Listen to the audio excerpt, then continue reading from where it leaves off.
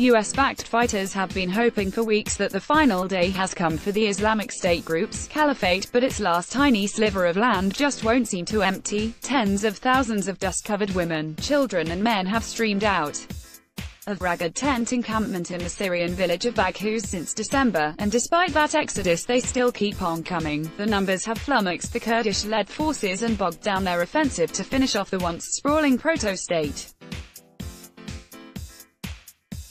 When we began the operation we knew there would be civilians, but not in such a big number, Adnan Afrin, a spokesman for the Syrian Democratic Forces, said Thursday. In recent days thousands more men and women, including those who once flocked to join us from across the globe, left the IS pocket.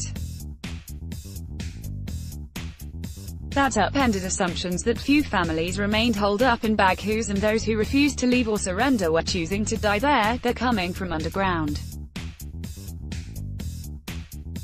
They're never-ending, said one SDF official. The International Rescue Committee on Friday said as many as 12,000 people from Baghouz have arrived in one camp for non-combatants in northeast Syria over the past 48 hours, including some 6,000 people on Thursday alone. The women trucked out of the bastion this week gave drastically varying figures on the holdout families that remain in the bombed-out and besieged jihadist bastion. There's still more, said Aboud from the northern Syrian city of Al-Bab. You see how many people have come out in the past few days. There's that many still inside, said the mother of four, her bright green eyes peering through a black veil. More than 55,000 civilians have arrived in the Kurdish-run Al-Hol camp since December, according to the International Rescue Committee. The IRC and other agencies are doing all they can to help the new arrivals, but Al-Hol camp is now at breaking point, the organization said Friday.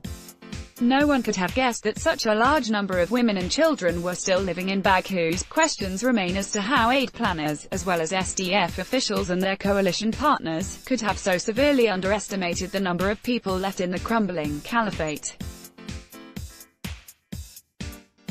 Carrying what they could manage, black-clad women trucked out of Baghouz in the past few days have said they were living crammed together in trenches, tents and cars near the bend in the Euphrates as the bombing campaign rolled the redoubt back. There are thousands of families leaving.